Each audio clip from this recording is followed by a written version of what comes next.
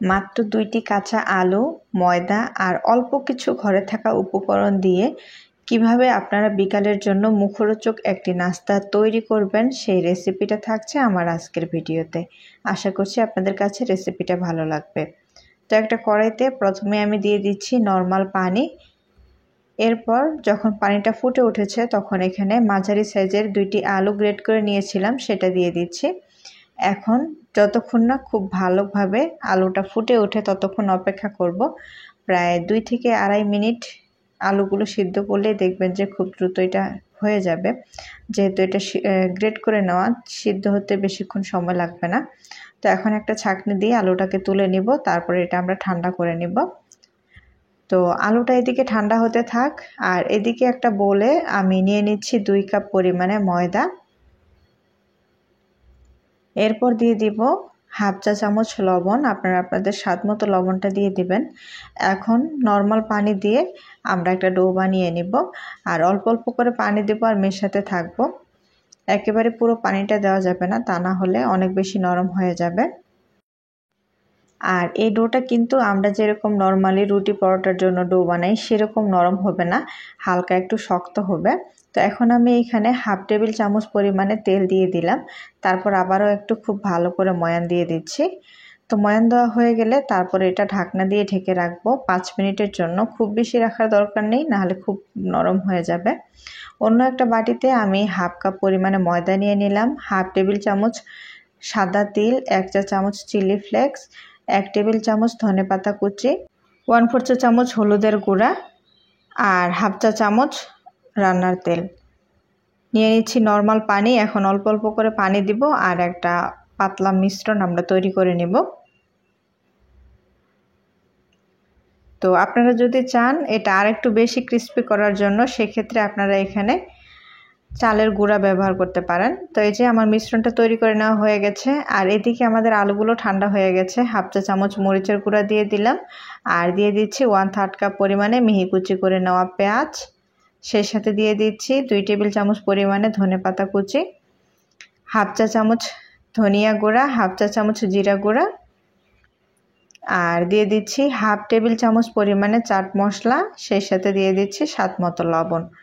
এখন এই সবগুলো উপকরণ আলুর সাথে খুব ভালো করে মিশিয়ে নিতে হবে। তো মেশানো হয়ে গেলে তারপর আলুটা আমরা একটা সাইডে সরিয়ে রাখবো, আর এদিকে আমরা ডোটার 5 মিনিট হয়ে গেছে। তারপর ঢাকনাটা সরিয়ে আবারও একটু খুব ভালো করে ময়ান দিয়ে দিচ্ছি। আর ডোটা কীরকম শক্ত আছে সেটা কিন্তু দেখেই বুঝতে পারছেন। ডোটা যদি খুব বেশি নরম হয়ে যায় সেক্ষেত্রে আপনারা কিন্তু নাস্তাগুলো তৈরি করতে পারবেন না। তো এই যে ডো থেকে আমি বড় বড় করে 3টি সাইজের লেচি কেটে নিলাম, এখন একটু গোল করে নিচ্ছি। তারপর এটাকে আমরা রুটি বেলে নেব। তো সামান্য পরিমাণে ময়দা ছড়িয়ে এখন একটা লেচি নিয়ে আমি রুটি বেলে নিচ্ছি।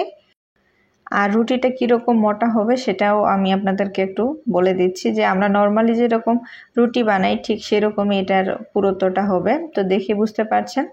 তো আমি বড় সাইজের রুটি একটা বানিয়ে নিয়েছি। তারপর আমরা যে আলুর মিশ্রণটা তৈরি করে রেখেছিলাম সেটা পরিমাণ মতো দিয়ে দিলাম, তারপর পুরো রুটিটাতে ছড়িয়ে নিচ্ছি।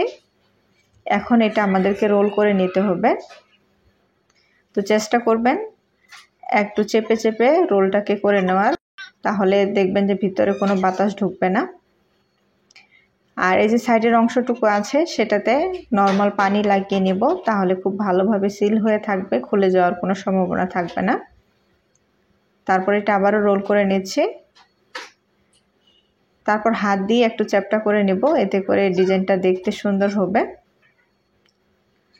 তো এখন একটা ছুরি দিয়ে এই যে দেখুন 3 কোণা শেপের আমি নাস্তাটাকে কেটে নিচ্ছি। আপনারা চাইলে এটা গোল করেও কেটে নিতে পারেন আপনাদের পছন্দ মতো। তো নাস্তাগুলো আমি 3 কোণা শেপের করে কেটে নিলাম। তারপর একটা থালায় তুলে নিতে হবে। আর যে থালায় আপনারা নাস্তাগুলো রাখবেন সেটা কিন্তু অবশ্যই হালকা একটু তেল দিয়ে ব্রাশ করে নেবেন, তাহলে নাস্তাগুলো নিচে লেগে যাবে না। আর এই নাস্তাগুলো তৈরি করার পর বেশিক্ষণ রাখবেন না, খুব দ্রুতই চেষ্টা করবেন এগুলোকে ভেজে নেওয়ার, তা না হলে নাস্তাগুলো অনেক বেশি নরম হয়ে যায়, তখন আমরা যে ময়দার ব্যাটারটা তৈরি করে রেখেছি সেখানে কোট করা যায় না। তো এই যে দেখুন সবগুলো নাস্তা আমি তৈরি করে নিলাম। এখন এগুলো ভেজে নিতে হবে। তো আমরা যে ময়দার মিশ্রণটা তৈরি করে রেখেছিলাম সেটা একটা চামচ দিয়ে আবারও একটু নেড়েচেড়ে নিলাম। তারপর নাস্তাগুলো সেখানে খুব ভালো করে কোট করে নিতে হবে। এখন এটা তেলে দিয়ে দিচ্ছি। আর চুলার আঁচটা কিন্তু মিডিয়াম টু লো এর মাঝামাঝিতে রাখতে হবে, তা না হলে খুব দ্রুতই কালার চলে আসবে আর ভিতরে কিন্তু কাঁচাই থেকে যাবে। তো আমি এখানে 3টা নাস্তা দিয়ে দিলাম। এখন উপরে হালকা একটু তেল ছড়িয়ে দিব। তারপর এটা উল্টে দিচ্ছে। এখন যতক্ষণ না দুই পাশে লালচে কালার হয় ততক্ষণ অপেক্ষা করব। তো আমার নাস্তাগুলো ভাজতে প্রায় 7 মিনিটের মতো সময় লেগেছিল। তো অবশ্যই একটু চেষ্টা করবেন ধৈর্য সহকারে নাস্তাগুলোকে ভেজে নেওয়ার, তাহলে দেখবেন যে খেতে খুবই মজা হয়, অনেক বেশি ক্রিস্পি হয়। তো এই যে দেখুন আমার নাস্তাগুলো কিন্তু লালচে কালার হয়ে গেছে। তো এখন একটা ছাঁকনি দিয়ে তুলে নিচ্ছি আর এইভাবেই সবগুলো নাস্তা তৈরি করে নিচ্ছি। তো নাস্তাগুলো দেখে বুঝতে পারছেন কতটা সুন্দর হয়েছে। যেরকম সুন্দর নাস্তাগুলো দেখতে সেরকমই খেতে কিন্তু মজার। বিকালের জন্য একেবারে পারফেক্ট একটা রেসিপি। তো অবশ্যই এই রেসিপিটা দেখে বাসায় একবার তৈরি করে খাবেন। আর বাসায় যদি তৈরি করেন আপনাদের কাছে রেসিপিটা কেমন লাগে প্লিজ কমেন্টে জানাতে ভুলবেন না। আর ভিডিওটা ভালো লাগলে একটা লাইক করতেও ভুলবেন না।